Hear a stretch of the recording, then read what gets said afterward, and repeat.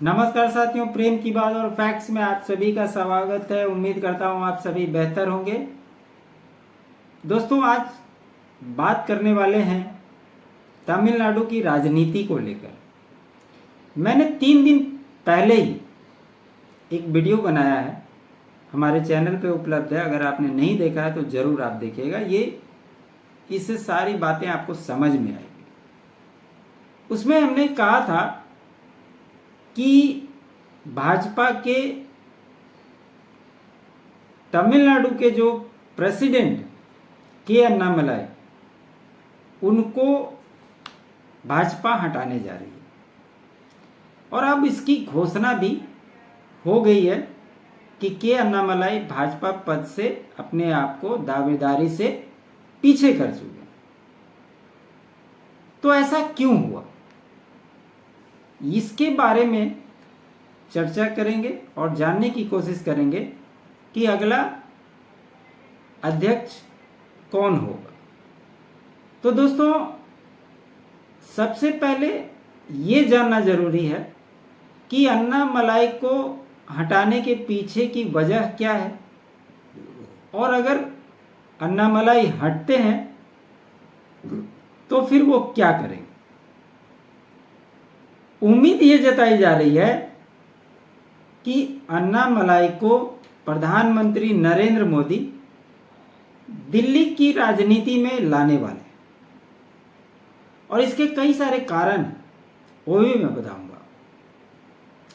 आपको याद होगा कि 2024 लोकसभा के चुनाव में भाजपा केंद्र यह चाहता था कि पहले भी AIADMK उनके सहयोगी रह चुके थे, उनके साथ एलाई करके वो चुनाव लड़ चुकी थी। लेकिन अन्नामलाई ने कहा कि अगर पार्टी का विस्तार करना है तो हमें चुनाव में अकेले जाना पड़ेगा। केंद्रीय नेतृत्व ने बात को माना और इस बार लोकसभा चुनाव में तमिलनाडु में अकेले चुनाव लड़ी और करीब करीब 11% वोट हासिल किया। और एक तरह से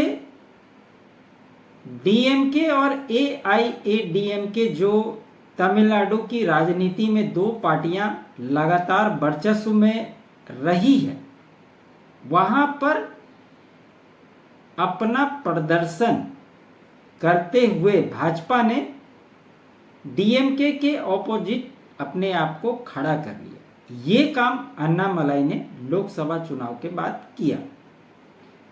लेकिन उस वीडियो में मैंने कहा कि भाजपा स्टालिन को हटाने के लिए किसी भी हद तक जा सकती है।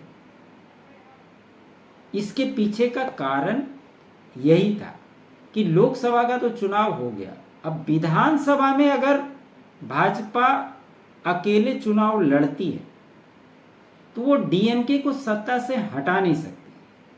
और AIADMK के पास भले ही संगठन है, लेकिन उसकी अंदरूनी पॉलिटिक्स की वजह से वो ऐसी स्थिति में नहीं है कि वो DMK को सत्ता में आने से रोक सके। उसका विकल्प यही दिखा दोनों पार्टियों को कि विधानसभा के चुनाव में साथ मिलकर लड़ा जाए, और साथ मिलकर लड़ने से जो पहले से कुछ सहयोगी दल हैं या अन्य और कुछ सहयोगी पार्टियां जो चुनाव लड़ती हैं, उनको साथ में कर DMK को टक्कर दिया जा सकता है और उसे सत्ता से बेदखल करने में एक कदम आगे बढ़ाया जा सकता है। इसी की राजनीति चल रही है।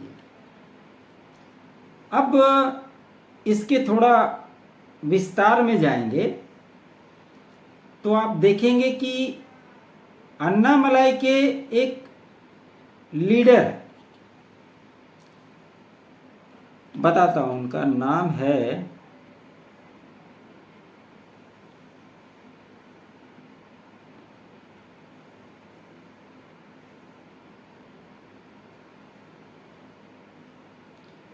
के.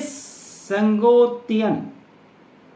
के संगोतियन जो हैं वो अमित शाह जी से मिलने के लिए दिल्ली आए थे और इनकी मुलाकात के बाद जो AIADMK के पलानी स्वामी वो भी अमित शाह जी से मिले थे और ऐसा माना जाता है कि उनका साफ कहना था कि जब तक के अन्नामलाई को आप प्रेसिडेंट पद से नहीं हटाते हैं तब तक हमारा गठबंधन नहीं हो सकता और इसी वजह से इनको हटाने की तैयारी की गई। अमित शाह उसके बाद फिर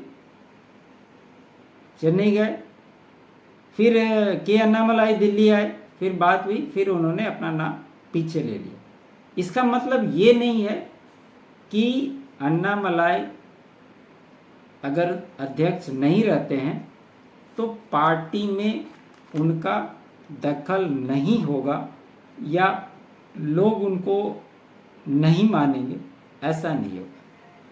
और जिस प्रकार से भाजपा दक्षिण का द्वार खोलना चाहती है, अपना पावर सेंटर बनाना चाहती है, उसी के परिणाम स्वरूप ये बदलाव देखने को मिल रहे हैं। और इसमें एक बात और है कि जो अन्नामलाई है और AIADMK के पलानी स्वामी है, ये दोनों एक ही समाज से आते हैं और इस समाज के दो अगर बड़े नेता बड़े पद पे रहते तो इसका बहुत ज़्यादा फायदा वोट बैंक का नहीं होगा। इसलिए कोई ऐसे व्यक्ति को प्रेसिडेंट बनाया जाए जिसकी समाज में, अपने समाज में पैठ भी हो और वो वोट बैंक भी ट्रांसफ़र करा सके।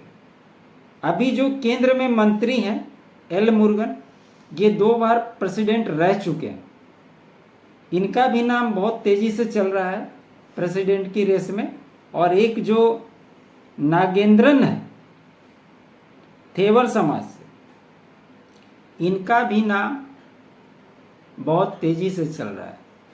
तो कास्ट पॉलिटिक्स को लेकर ये कहा जाता है कि बिहार और यूपी में ही ये कारगर साबित होती है और इसी के हिसाब से लोग काम करते हैं, लेकिन ऐसा नहीं है। ये आप इस देश के किसी भी प्रदेश में चले जाइए, कास्ट पॉलिटिक्स हर जगह पे इम्पावरमेंट है और उसका इक्वेशन बनाते हुए नेता और पार्टियां आपको दिख ही जाएगी। और यही वजह है कि ये घटनाक्रम जो है घट रही है। तमिलनाडु में ऑलरेडी 2026 में चुनाव होने वाले हैं। आज भी प्रधानमंत्री मोदी रामेश्वरम में थे, जो ओपन ब्रिज था उसका उन्होंने उद्घाटन किया और करीब करीब 8500 करोड़ की अन्य परियोजनाओं की भी घोषणा की। अब देखना दिलचस्प होगा कि तमिलनाडु में डीएमके की सरकार जो न्यू एजुकेशन पॉलिसी का विरोध कर रही है और इसी शर्त पर उसने वक्फ बिल के विरोध में खड़ा होने का एग्रीमेंट किया था कांग्रेस के साथ कि आप हमारी पॉलिसी के साथ खड़े होएं तभी हम आपके पॉलिसी के साथ खड़े होंगे। तो अभी यही है दोस्तों कि AIADMK के कहने से और भाजपा किसी भी प्रकार से किसी तरह से तमिलनाडु की सत्ता में आना चाहती है, इसलिए इस तरह की राजनीतिक घटनाक्रम घट रही है और इक्वेशन बनाने की कोशिश हो रही है कि कैसे 2026 में डीएमके को सत्ता से बाहर किया जाए और इसीलिए ये सारा रूपरेखा तैयार किया जा रहा है। हालांकि चर्चा तो ये भी थी कि अगर एल मुरुगन को अध्यक्ष बनाया जाता है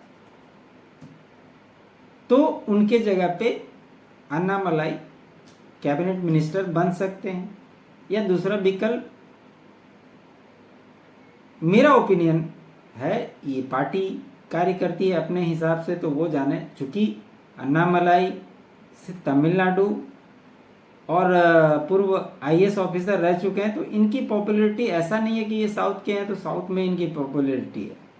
इनकी पॉपुलैरिटी हर जगह देश में, लोग इनको अच्छे से जानते हैं, पढ़े लिखे व्यक्ति हैं, दमदार इंग्लिश बोलते हैं, हिंदी भी ठीक ठाक बोल लेते हैं, और जैसे जैसे अगर सत्ता में रहेंगे, संगठन में काम करेंगे तो इनकी लोकप्रियता और भी मजबूत होगी। तो क्या इन्हें संगठन में कोई बड़ी जिम्मेदारी मिलती है?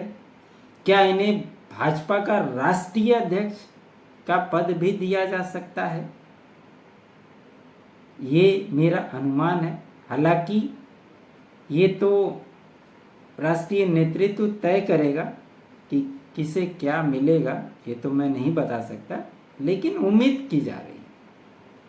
तो क्या होता है, जो लोग ये सोच रहे हैं कि अन्नामलाई की राजनीतिक अस्तित्व अब समाप्त हो गई है, वहाँ मैं ये मानता हूँ कि उन्होंने अभी राजनीति की शुरुआत ही की है, और आगे आगे देखिए वो किस लेवल पे, किस शिखर पे पहुँचते हैं, आने वाले दिनों में आपको देखने को मिलेगा। क्योंकि वो जिस प्रकार के नेता हैं उनके बारे में बहुत कुछ बोलने की आवश्यकता नहीं है। तो यही खबर थी दोस्तों, और मैंने जो कहा था उस पे मुहर भी लग गया। आप सभी को मेरा ये विश्लेषण कैसा लगा ज़रूर बताइएगा। चैनल पे नए हैं तो लाइक कीजिएगा, शेयर कीजिएगा, चैनल को सब्सक्राइब नहीं किया तो सब्सक्राइब जरूर से कीजिएगा, और अपना कंट्रीब्यूट भी चैनल को दे सकते हैं। बहुत बहुत धन्यवाद।